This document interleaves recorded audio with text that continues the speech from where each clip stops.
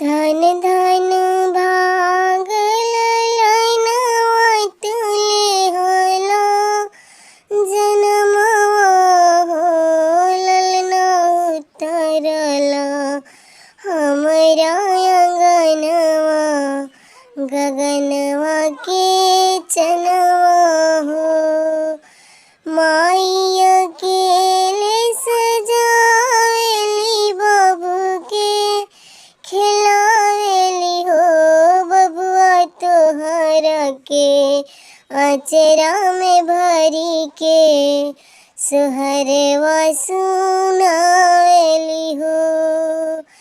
आज के दिन तोहरे बाबूजी रहिते जे घरवा हो ललना बनी जैते स्वर्ग के जैसे।